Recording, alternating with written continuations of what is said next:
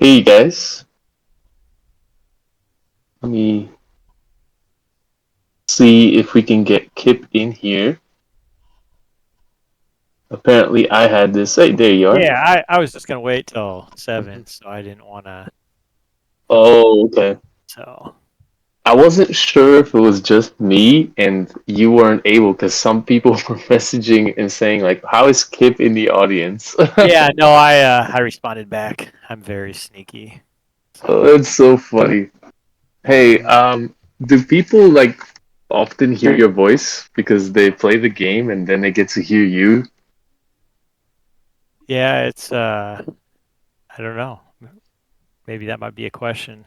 I know my family, they think it's kinda odd. Like my wife, she'll be in the other room and she'll be like, "What? What are you?" I'm like, "I'm just testing my game. Just hang on." So, yeah. So, it, So they hear I the voice lines? Yeah, so if I'm running and testing on my computer, playing tests and, Conrad will say one of his lines, like these lights are acting funny or something, and then my wife's like, "What? What do I need to do with the lights?" I'm like, "Nothing, honey. Everything's fine. Nothing's wrong I with the lights." I Yeah. think if the chat agrees, the next thing you should release is a iPhone or Android app with all your voice lines, so people could just walk around and be like, "I think the lights are acting strange in this room." Oh, look, there's Brett as well. Hey, what's By the up? way, welcome, guys. Just want to introduce this AMA Kip as well, and Brett and I are here just to kind of help out. So yeah, it's a pleasure having everybody here. Cool. Yeah, thanks, Eric. Appreciate it. Thanks, Brett, for showing up.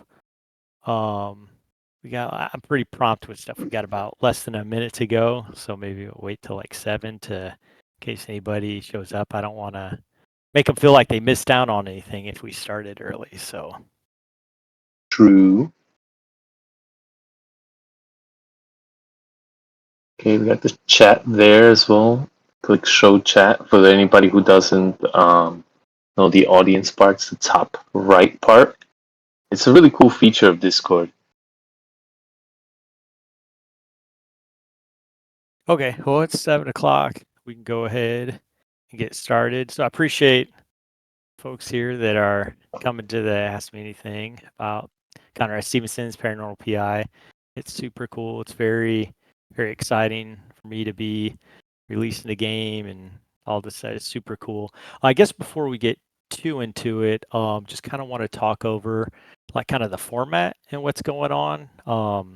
Because I don't know if there's, like, why am I muted? How am I going to ask things if I'm muted and stuff? So everybody's mic should be muted. That way, I guess as we were thinking through the logistics of this, if there's a lot of us here and we're trying to speak over, it might be kind of tough to answer the questions easily and effectively. So I think this format seems to be the best to communicate. So then, I'll chat a little bit, just kind of had a few things I wanted to say before we wanted to get started. And then you should have a little hand icon down at the bottom when you want to talk. And if you just press that, then uh, I'll give you the stage for a minute, and then you ask your question, and then I'll talk through that, and then we'll just move on to the next one. Is that I guess make sense? Like in the chat, does that seem clear? Anybody have any questions?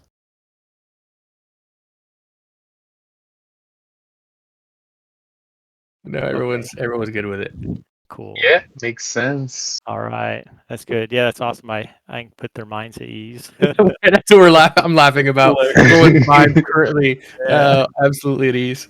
that's my punchline. Yeah, Yep. cool. Okay, You've also been referred to as Con Chad. Chad. Conrad. Yeah, I've heard that. So I'm assuming everybody knows that the game who's here is moving to version 1.0 on September 29th, because that was in the invite, and it's something I'm super excited about. It's very cool. It's been, yeah, pretty much, dream mine. It's been a pretty crazy, wild ride. Um, through this whole dev experience. Learned a lot of things along the way, and just figure, if through this, if my journey, can inspire somebody to maybe take their own journey, then yeah, it's a pretty awesome thing to be able to share, and just love the support, appreciate everything, uh, and yeah. So I guess that's really all kind of wanted to say at the beginning. Just kind of why we're together here to get hyped for version 1.0, and then just my thanks and appreciation for everybody's support.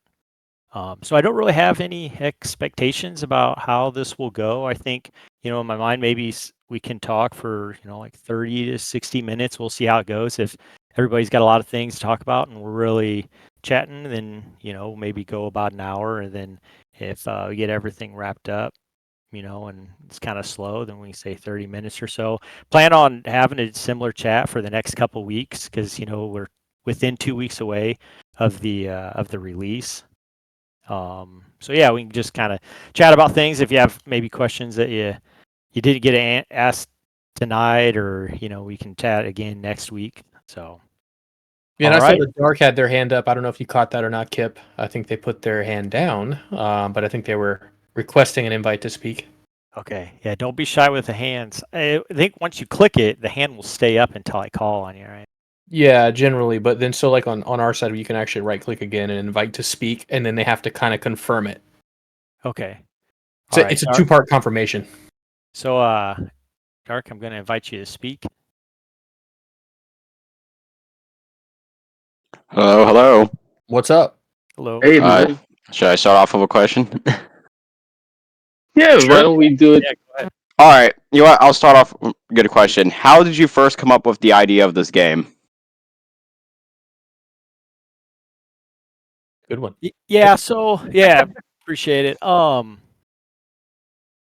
it sounds kind of silly because there's there's other ghost games out there, and there's one that's hugely successful. um but I guess as I have a huge interest in paranormal stuff. I was super huge fan of Ghost Hunters. Like, I think it came out in the early 2000s, like 2004 or whatever. Always been a super huge fan of paranormal, and I just felt like there wasn't a game that had that kind of experience. Um, and so I just wanted to try to do that, make a game that I wanted to play that was kind of like that. I've always been a video game nerd and always into that gaming since I was a little kid. Um, and I just feel like, like I said, there's other ghost hunting games out there, and they're hugely successful. But to me, it just didn't feel like what I wanted to experience with a ghost hunting game. And I think uh, those of you that have played this and are fans, you probably feel like it's different than the other ghost hunting games. And yeah, that's kind of what the experience was. Maybe a more authentic approach. Don't want to take away anything from the other games that are out there because they have passionate devs and they're successful too. But I feel for me, yeah, just to try to make a more authentic approach, kind of make you feel like you're on a real ghost investigation, and just kind of my experiences with watching my favorite reality ghost hunting show and kind of coupling those together. Does that answer your question? Yeah, that was good. Thanks. Cool. Yeah, no problem.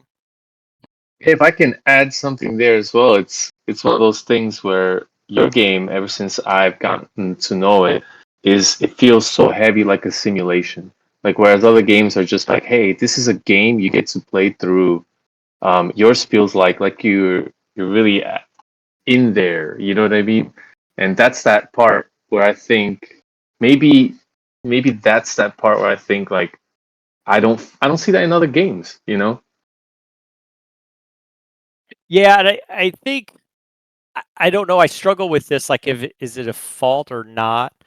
Um, but the ghosts don't care if you're there or not. Like while they're haunting, I think that's something else that, for me, I think adds to that realism as far as authenticity kind of thing. It's up to you to find the evidence. It's not that it's it's not going to be in your face. The ghost could be right behind you and you never know it. I think that adds to kind of that heaviness too. Yeah. Hey, Alex, how are you? I'm doing pretty good. How are you? Awesome. Yeah, appreciate your question. Appreciate for participating. Of course. So, I know you and I have talked about it a little bit, but I'm sure there's quite a few people in here that haven't really heard about what's going on after. What is on the horizons after 1.0 for Paranormal PI? Yeah. So, I'm, brainstorming another project. I'd like to continue doing this. But right now, Conrad's 2 weeks away from being version 1.0. I want to make sure I really support that.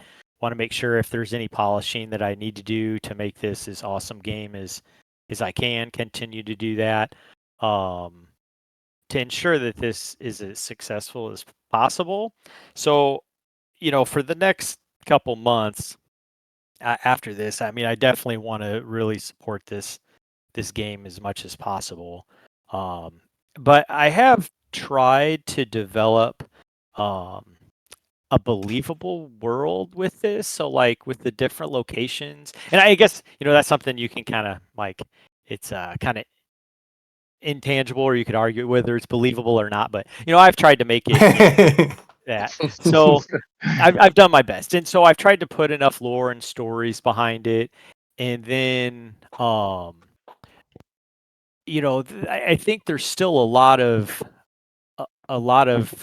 like meat left even in the stories that are there. Like there's been a few folks in the lore that's gone off to this prison, and like, man, they could be ghosts there. Like, let's go check that place out.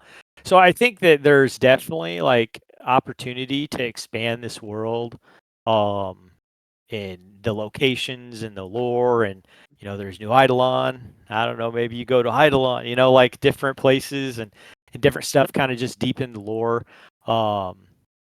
So I would like to do something with that. Now, what that means, I don't want to give really anything away because I don't want to sound like I'm got my head in the clouds. Because right now, it's CSPPI and that's the focus. But yeah, I am brainstorming next project, and kind of what to do there and expand on this kind of world that I've been trying to develop. Yeah.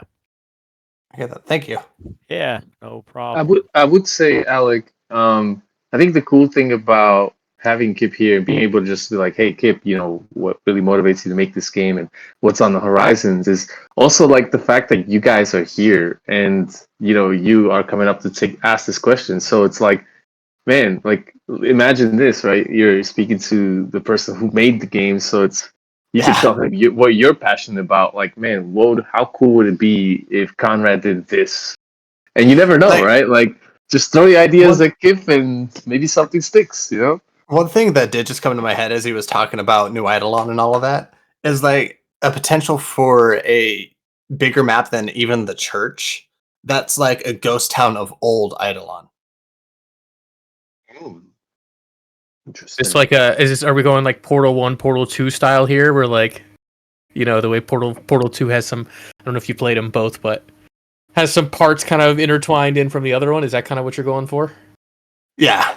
Well, I think the thing about larger space, I mean, there's just a lot of planning on it. We'll just have Oh, to yeah. see how it goes. Like specifically to, you mean like a larger map than New Eidolon itself? I feel like there's a lot of locations that were left unexplored. So I think, yeah, just you'll throw the ideas on there.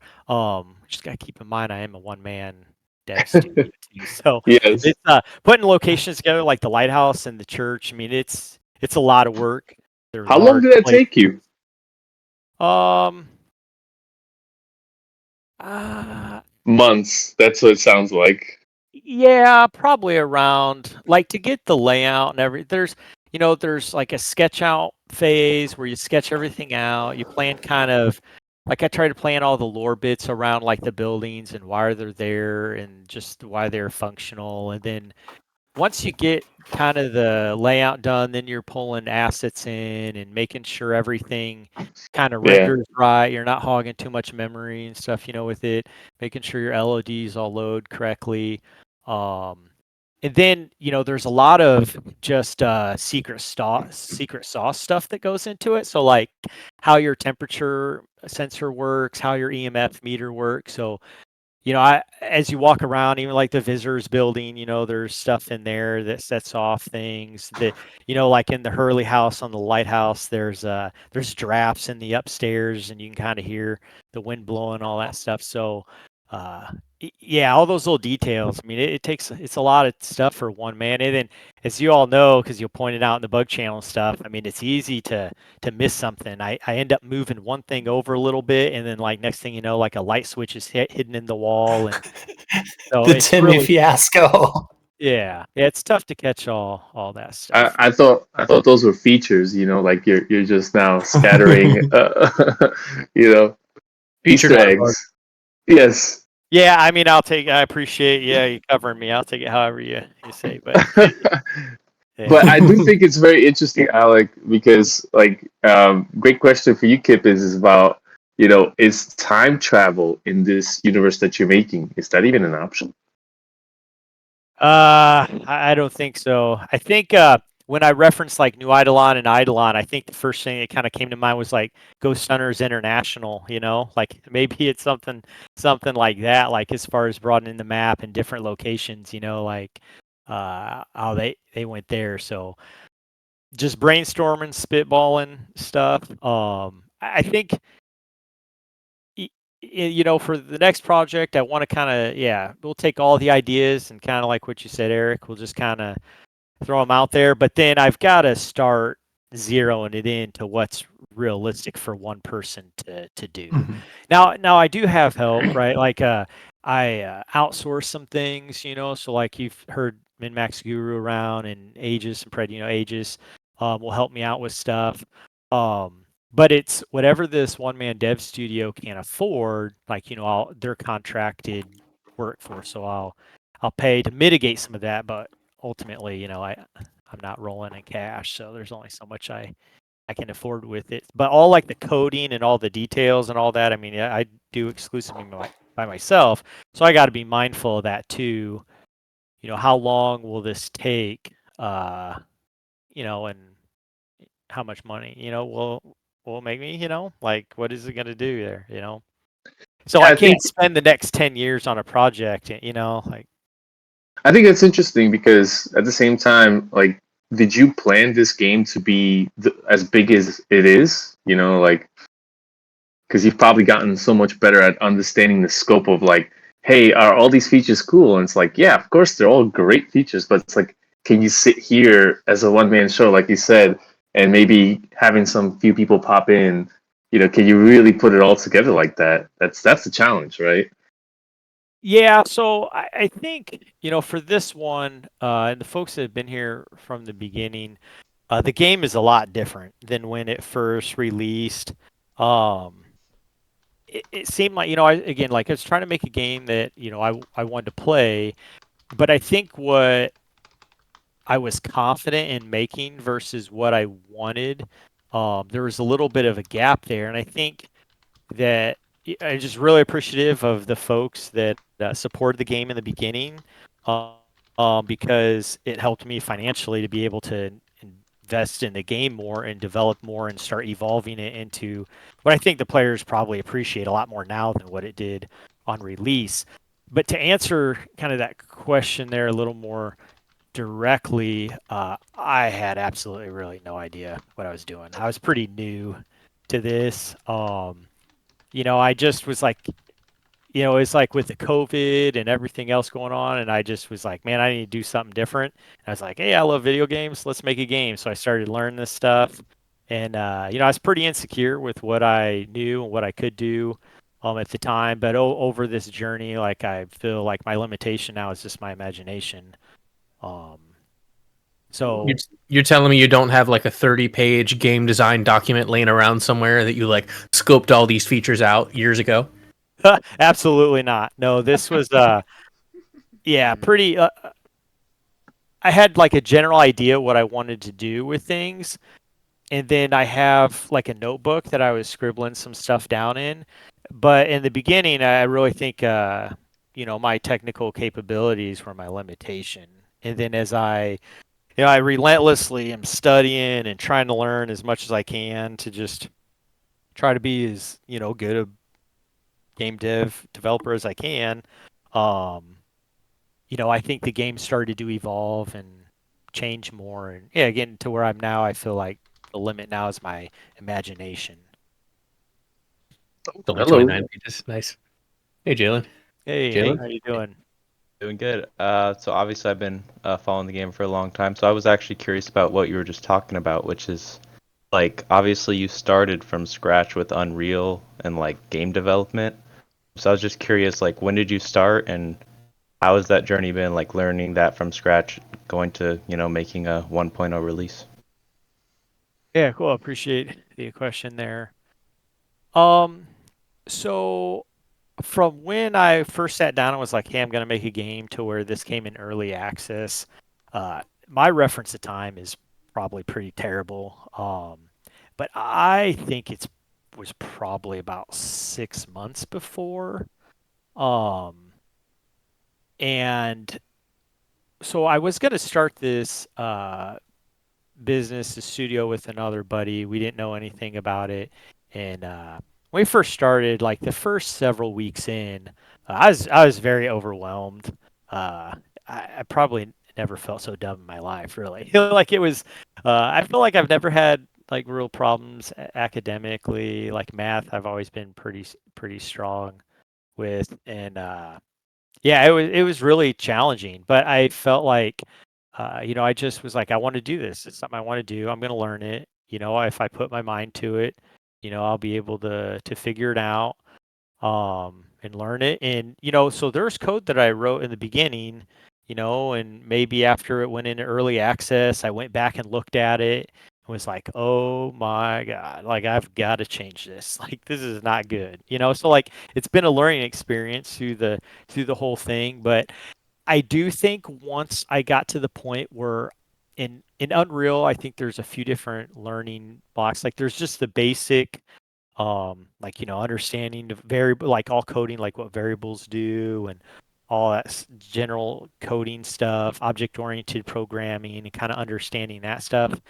But once I understood like how to make blueprints communicate with each other effectively and understanding like software references and hard references, then I think things really started to click for me. So I feel like that was like a big moment where things got much easier. So I feel like understanding basic coding principles, then blueprint communication, and then after that, it was just kind of just little things and tricks and kind of expanding your like coding vocabulary after that. But those were like two big milestones for me that once I reached that, things like the clouds started clearing for me and it became much easier.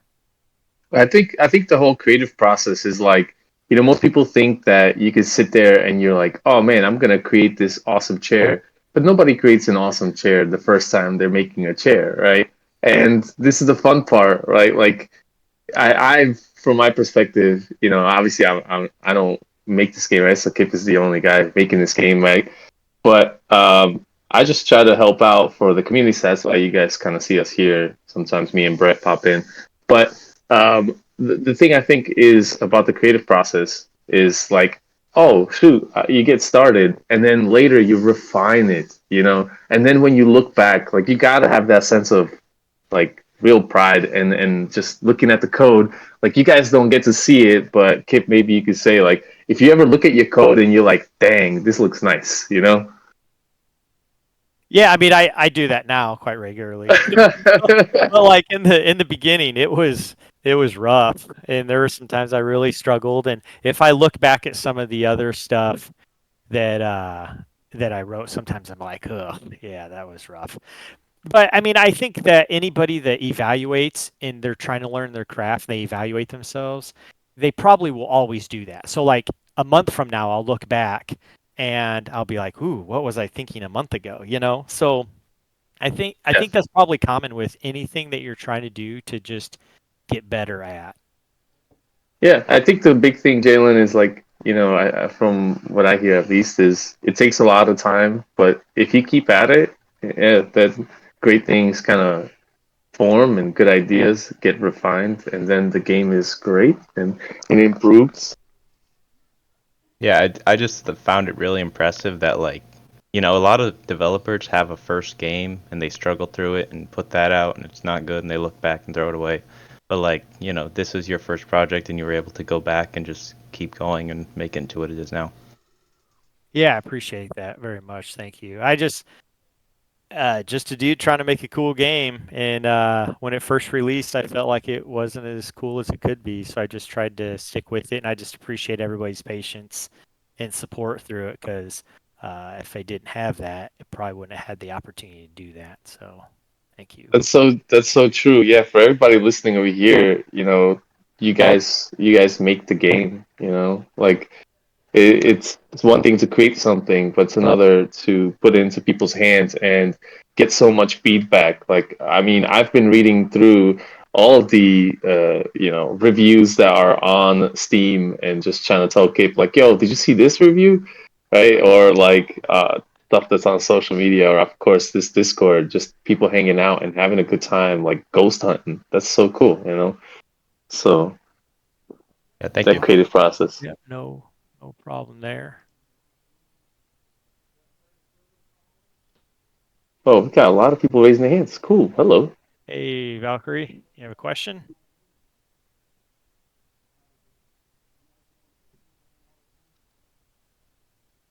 Oh, Hello?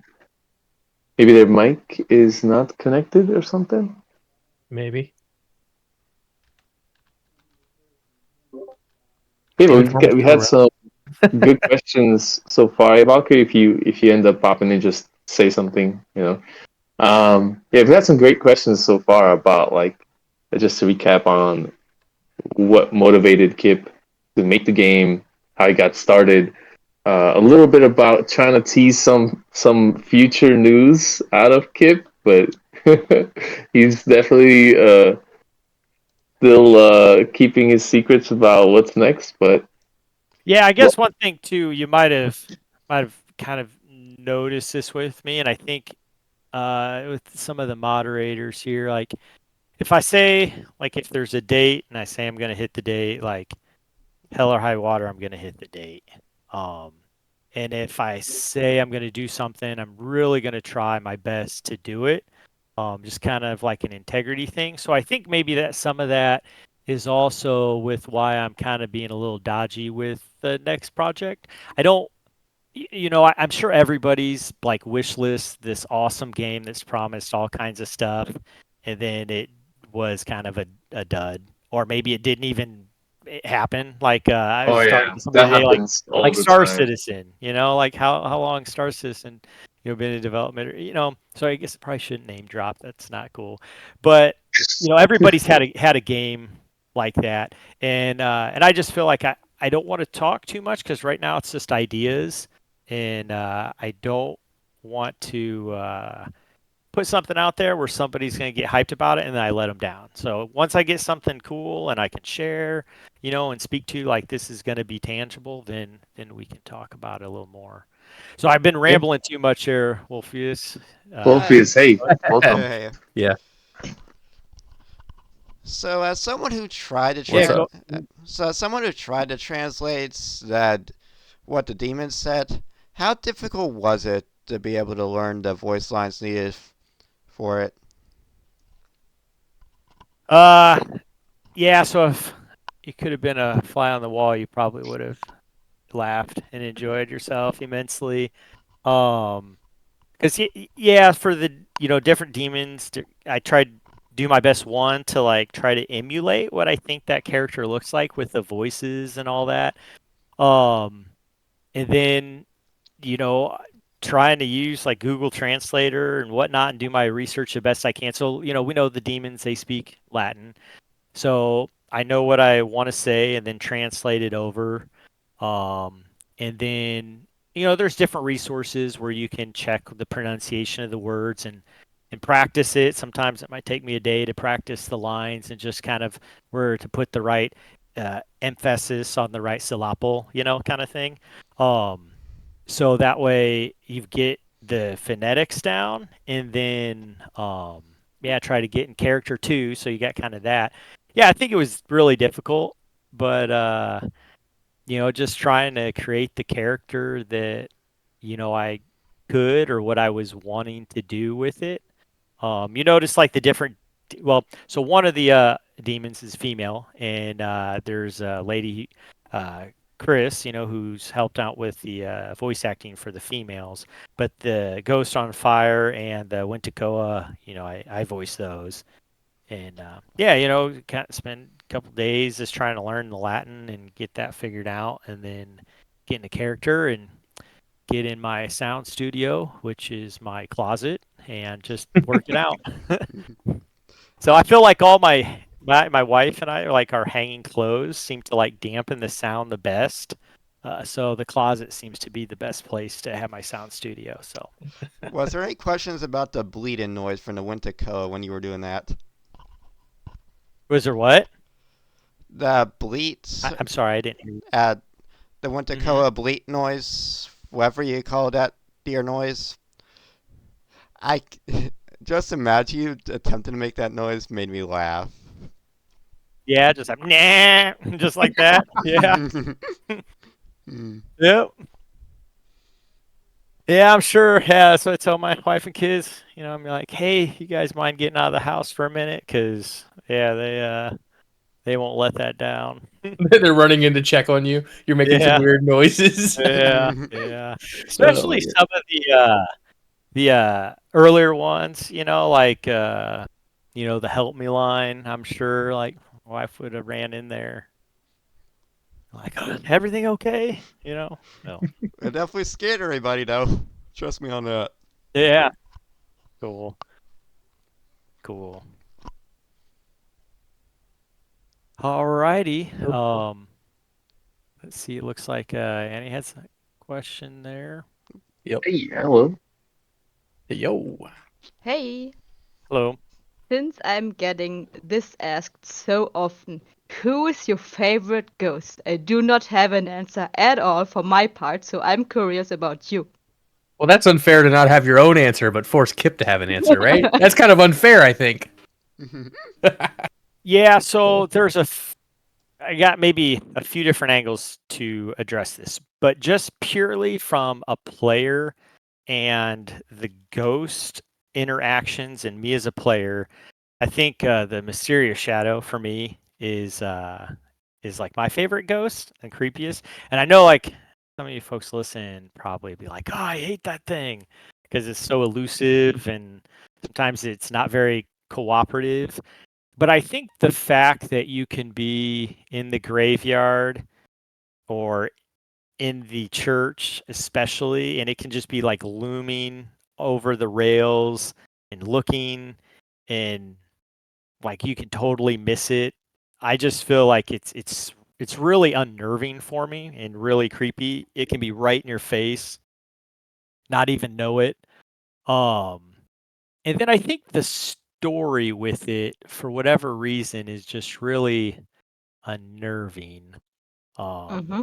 I hate to say this and go into too much detail, but um, there's someone I know that kind of parallels elements of that story, and so obviously they weren't like grave robbing, so there's some spoilers in here, but there's some other elements there that I kind of tailored that after, and I just feel like morally it just really kind of bothers me. So I think like just that whole story and everything, I really like that from a player standpoint. Now, me as a dev standpoint, uh, those that's kind of gone through the game and been around since the beginning, I think you'll notice that the first ghost looked different than the last ghost. And I feel like Dr. Bonesaw for me, I feel like I really like his story. I like how I modeled him. I like how he looked. And I feel like just as far as being able to like develop my craft as a modeler and designer and all that. I think I'm kind of proud how he looks. I think he looks pretty cool, and so from like a developer standpoint, I really like I like how that design turned out. So there's two answers there, but Yeah. yeah, Thank you. yeah, no problem. One of the best is maybe like, "You're not supposed to be here." Yeah, yeah. Yeah, that line. Some of the lines.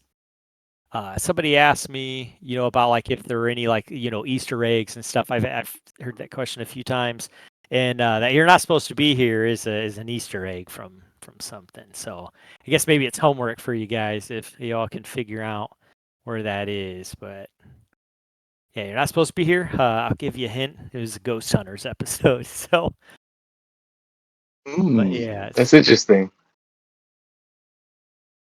cool. Alrighty. Cool. Well, thank you, Annie. Appreciate it. My pleasure. So it looks like maybe there's no hands in the audience. Nobody's got anything they'd want to ask. Okay, looks like we got one. Don't be shy.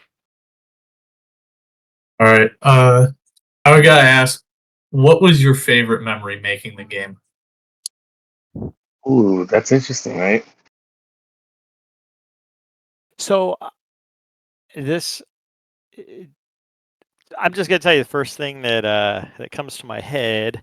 Before I was developing this game, my job role, I could never take my kids to school or pick them up from school. It was very difficult to be like really active in their lives, just because working for the man's pretty tough.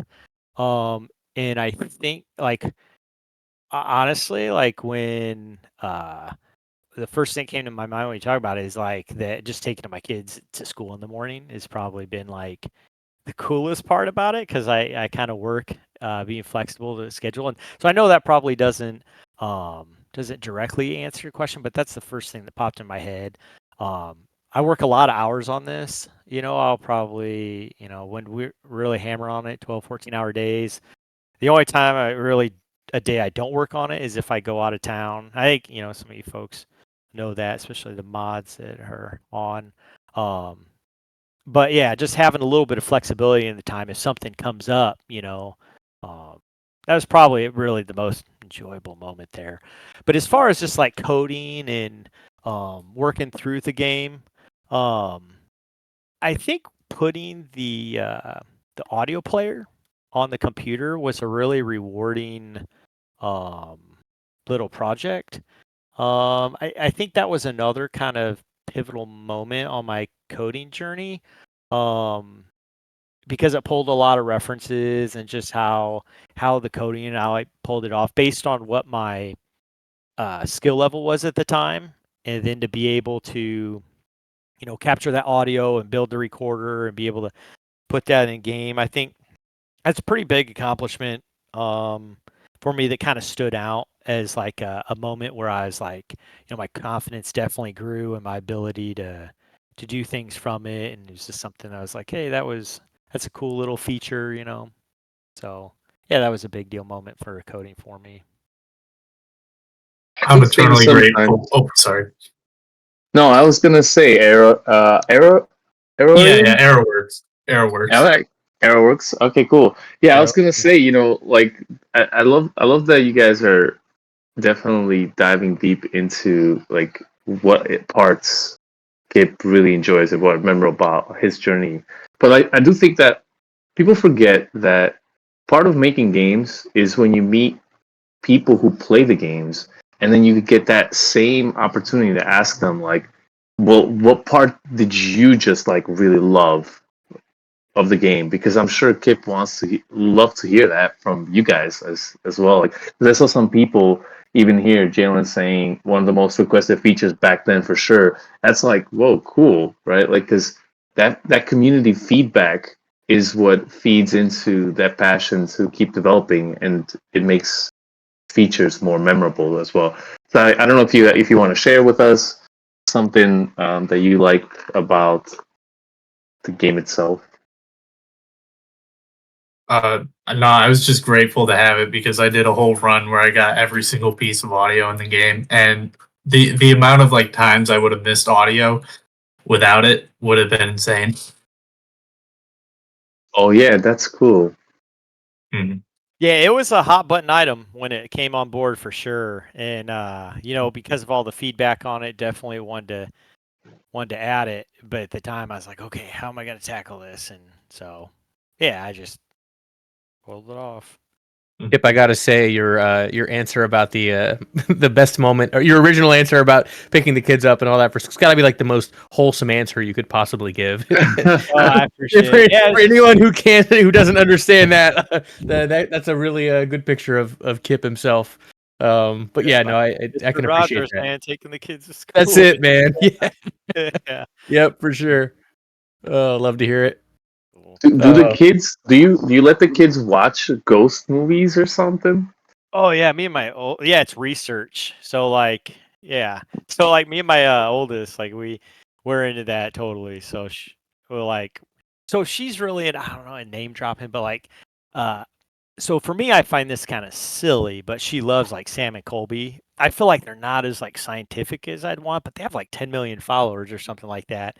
But we'll watch all their videos, and then any kind of like Slap Tam is another one that we'll watch. They got a YouTube channel, and they got all these like scary stuff. And I don't think like Slap Ham, he doesn't do any parsing of the videos, so some of them can be like pretty train wrecked, fake, whatever. But it's still like it's cool to watch all that stuff.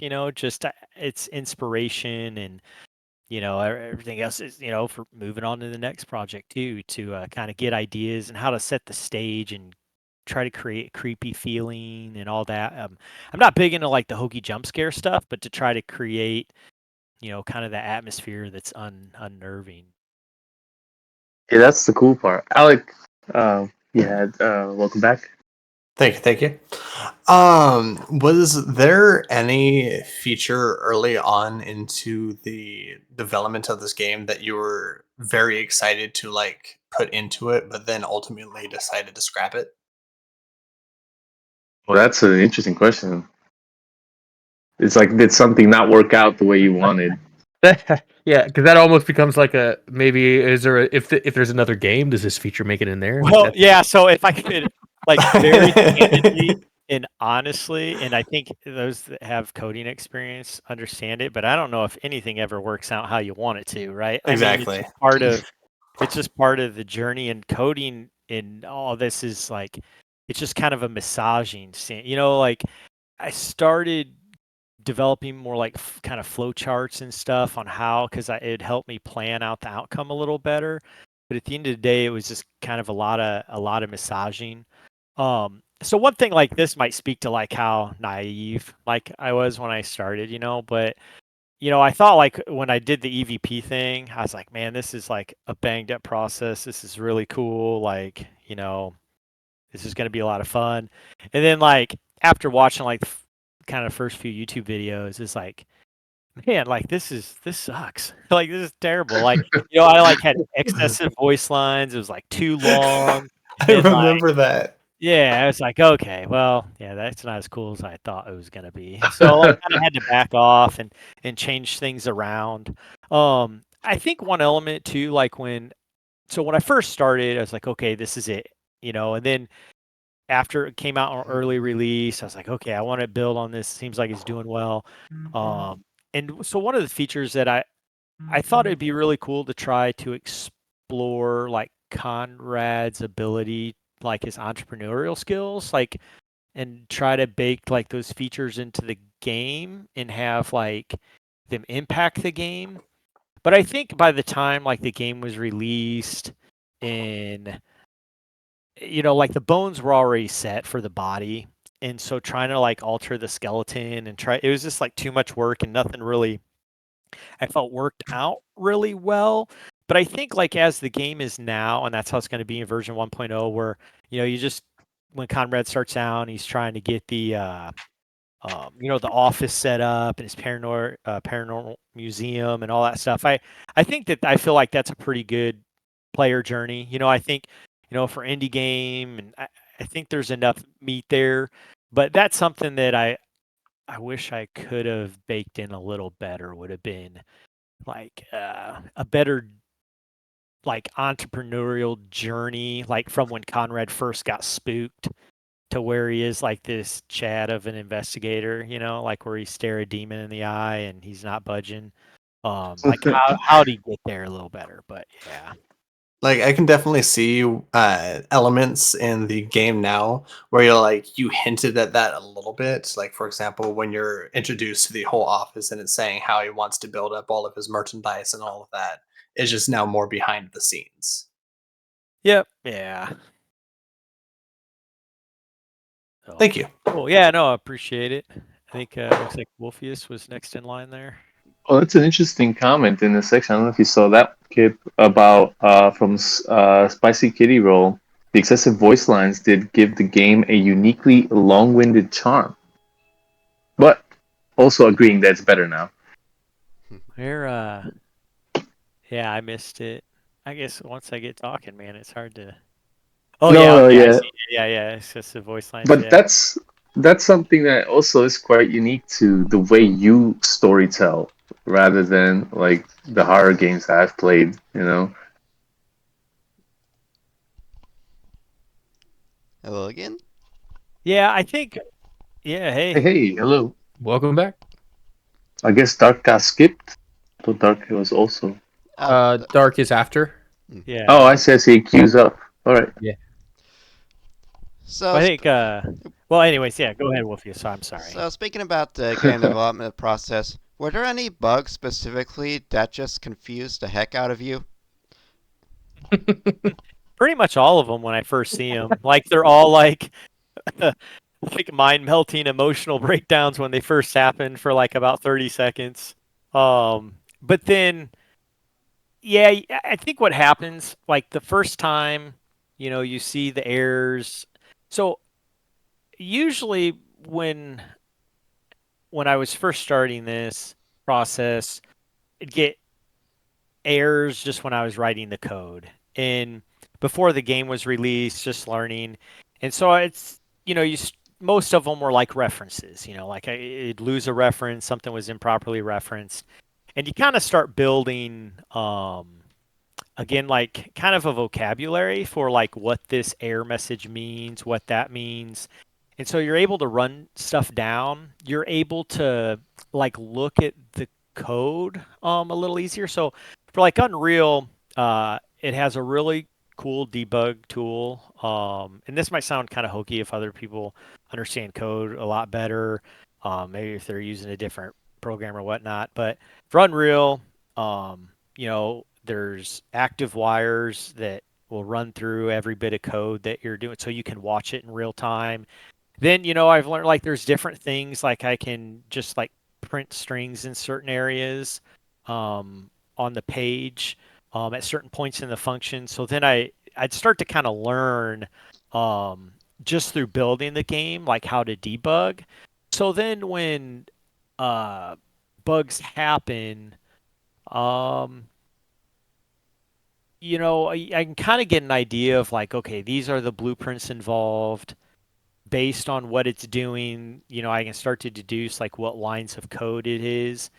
And then once it's kind of get it narrowed down in that like subgroup, then those debugging tools and experience that I've acquired over the last, you know, couple of years or so, Yeah. then Yeah. that I mean, starts it's kind of playing into, you know, how it's to zero in on it. yeah, it's definitely like one of those things where it's like, you know, you have that process, and you see all these moving things, and then you kind of get in there. Like, I'm curious, just listening from Wolf's question. It's like, did any bug become a feature? Like, did something break so bad you're like, whoa, actually, the smoke in this room is cool, you know? Yeah, no, nothing. I mean, every bug, I mean, that I had, I feel like is identified as a bug, um, and was able to kind of work through it. I do think the fact that it's a ghost hunting game kind of covers for me a little bit. Um, because you're like, oh, I didn't record this now or that, and it's like sometimes because it was a ghost, it like cuts you guys some slack, you know. But Sometimes when it doesn't work, it's not intentional. It's just not working, but nobody knows. Yeah, 'cause it's a That is ghost. kind of a bug that became a feature. Yeah. Yeah. But whenever those come across, like I do my best to run it down, and it's very important to me that the players perceive it as a fair experience. So even though it may be too slow for you, you may not like the overall content, I want the experience to be fair. So that's why I think the bug thing is really important to me because if you hear an audio line, like there's a set grace period after each audio line that, you can still record the ghost line. And if you're not experiencing that, then the player, I think, can become frustrated and there's a sense of like, hey, this game isn't fair and start losing interest. So I think with all the bugs, I mean, I take it like, hey, it's my reputation, it's my product. I want to do my best to ensure all those are run down to try to ensure that the overall experience is fair and consistent. Now, myself, those that have helped out with playtesting know that I'm a terrible playtester.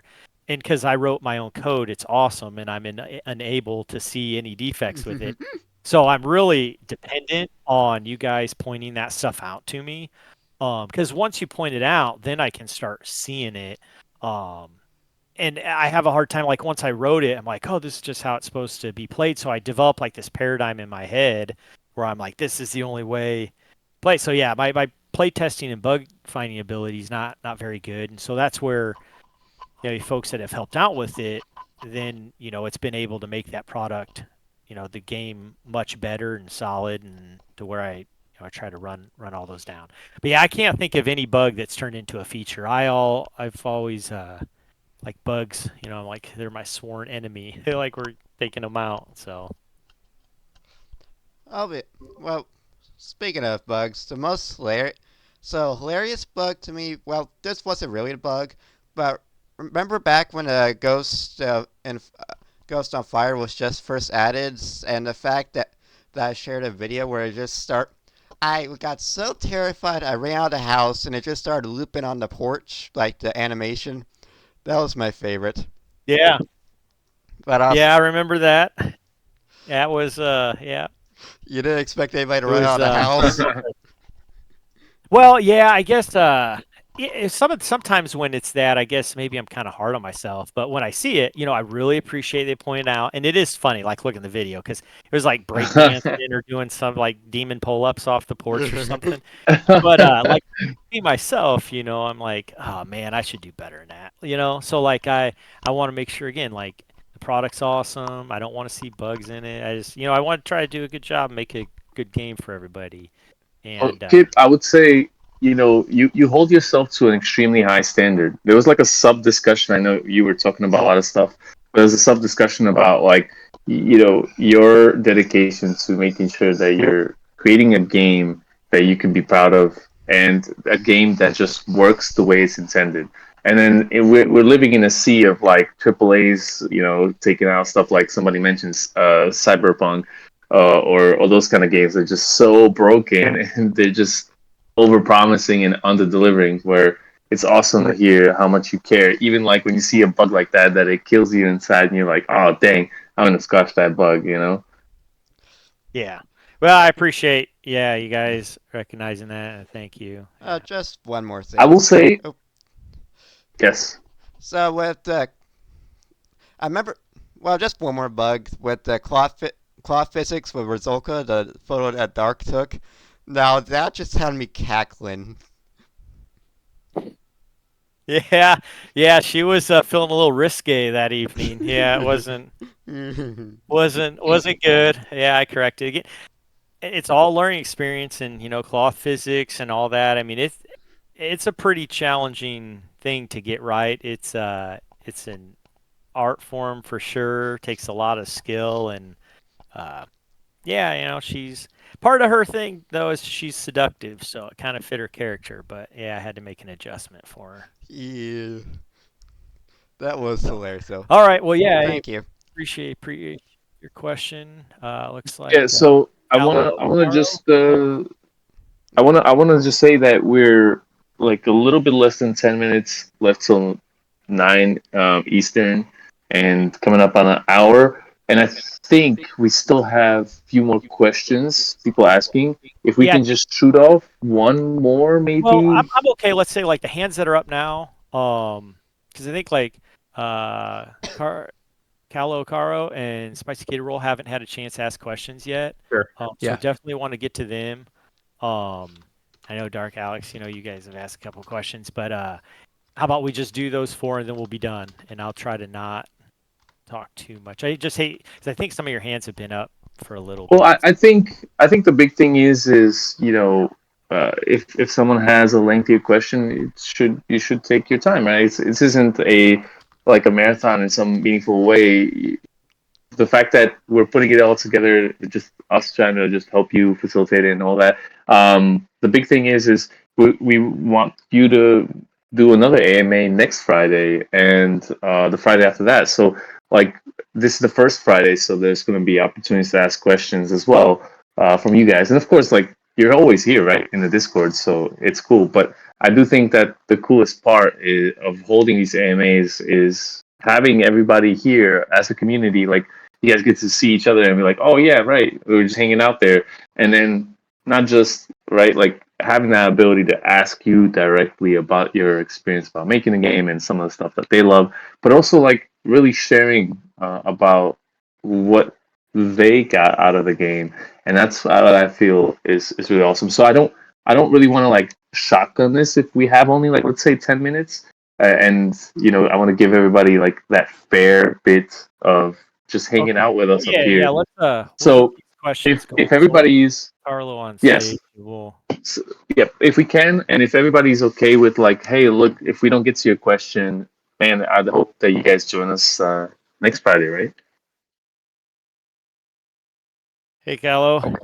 Okay, hey, so there is this item called, I suppose, Parabox, the radio wave transmitter. And I was wondering, how exactly did you get the answers we are getting? Like, this genuine sounding like a radio transmission, some random radio transmissions. Did you actually like recorded them or just search for them somewhere? Yeah, so I appreciate the question. So some of that is the secret sauce. So I don't know if I can give you too much of that. It'd be, like KFC giving away their original chicken recipe. But yeah, I appreciate your attention to that because it was a little meticulous planning to try to get all that to work right. So there's some details there, and I'm sure that you mentioned this, you probably noticed, but when you turn that pair of box, it emulates like a spirit box, right? Yeah. The top of that, you can see the little arm on it moving, scanning the channels. And then when you get a voice that comes through, there's a little spirit that pops up on the screen. Yeah. And so basically, there's a set noise that it makes, like a, and then there's I programmed different intonations on that, attenuations. So it's not constantly the same, like, what I made. Like sometimes it's a little higher, lower, so it gives a little bit of randomness with it. And then, I recorded a bunch of different audio files.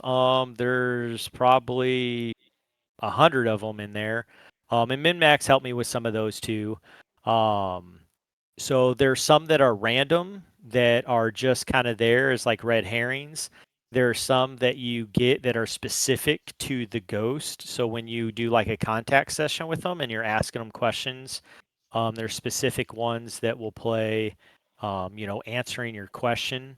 But yeah, it took a little bit of time. It's timing and different audio files stacked on top of each other and different attenuations to get them to blend well. But try to just create the experience as much as possible to emulate a spirit box. But I think the creepiness of that old style television, kind of want to implement that with the little, almost like a little shout out to Poltergeist, with the TV scene there. Did that answer your question? I guess as well as I could. Yes, I know. Everyone has the secrets. If I can ask just another one, a very short one.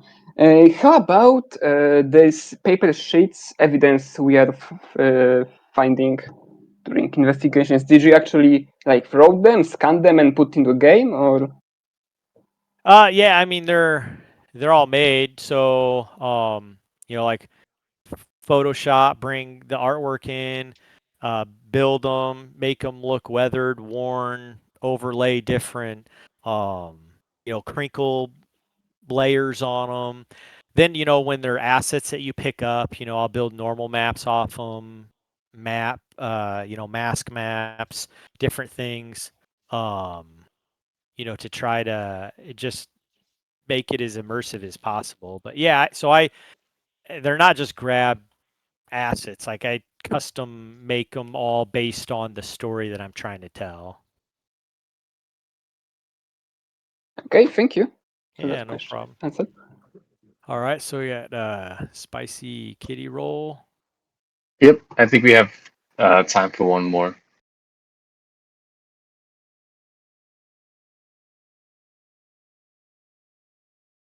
Hi, this is actually a pretty short question. Yeah, no worries. Earlier Thank you were you. sorry. You were talking about watching like ghost hunting shows with your kids and stuff. Yeah. Have you ever been ghost hunting? Because I've gone a couple times with a couple of different paranormal groups in my areas and just some friends of mine. And out of all the ghost hunting games I've ever played, this one actually captures that feeling the most, I think.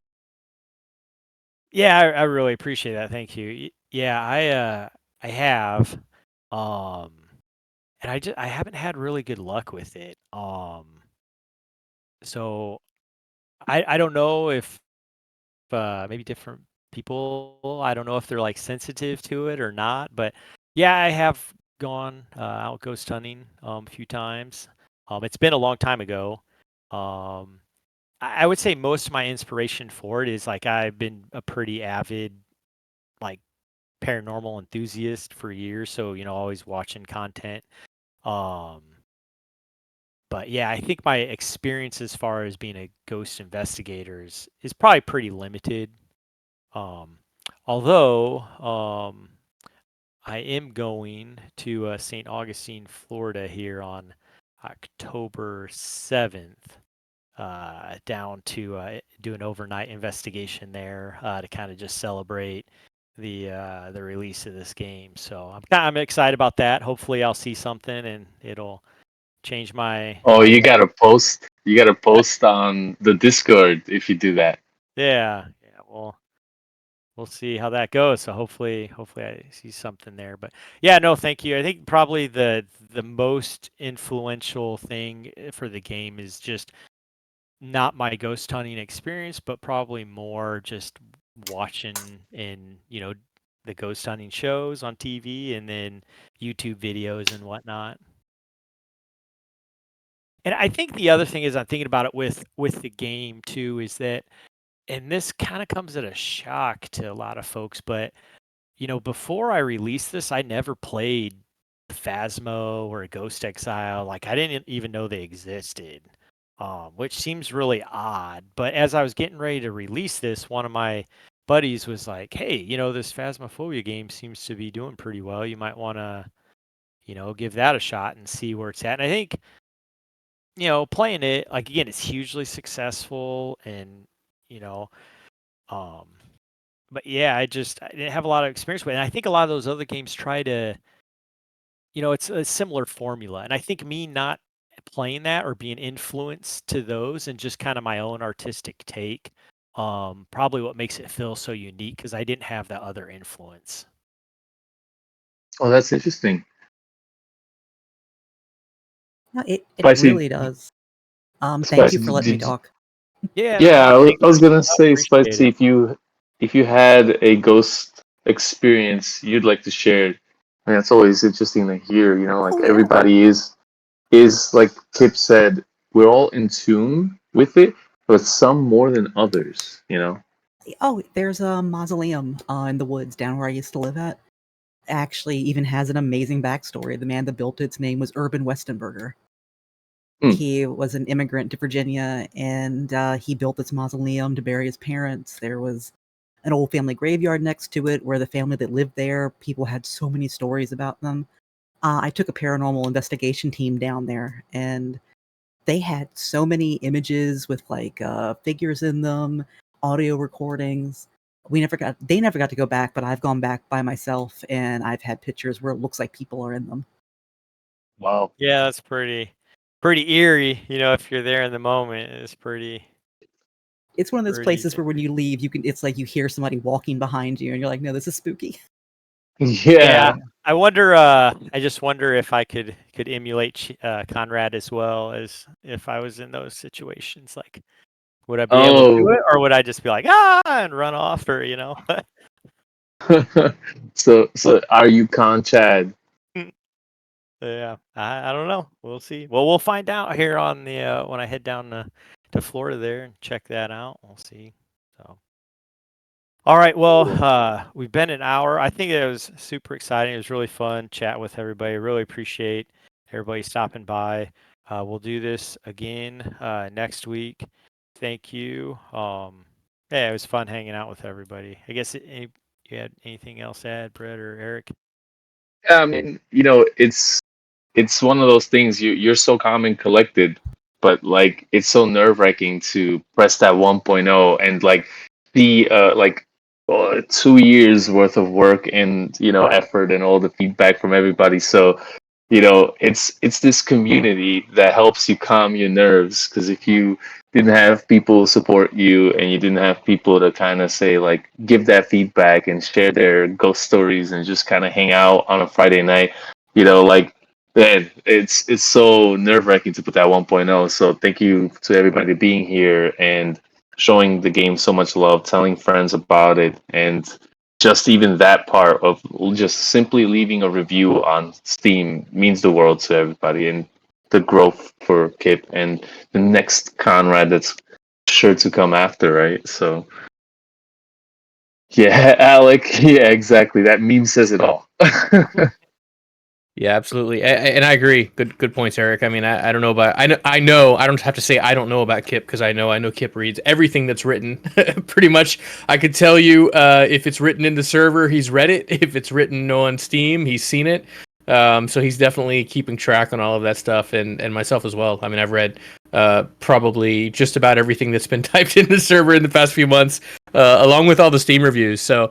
And it's not just checking out the review for the sense of obviously it helps on Steam, that's always great, but Kip's always checking it out and taking note of this stuff, and really kind of paying attention and being cognizant of what people are saying about the game, and there are certain things, of course, when you're making a game, you're going to have your own morals and whatnot, where, hey, it's going to be this way. Like, for example, we've had discussions in here about the death of the character and things like that, and the fear as you're walking around, and can you get hurt and all of that.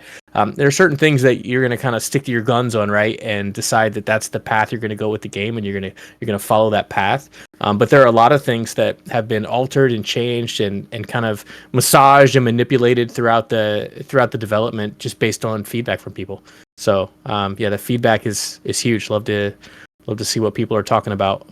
So yeah, just thanks everyone for coming out. It's been great. Love to hear everyone being excited about it. And I know a lot of people stayed up late. I saw Annie talking about setting alarms, taking short naps, and then waking up. Yeah. So we appreciate that. I mean, that's ghost like that's a ghost hour right there, 3:05 a.m. right? Yep. For sure. All right. Well, we're clocking out. So, Yes. you guys, thanks a lot. And until next Friday, guys. Yeah. See you guys. Bye bye.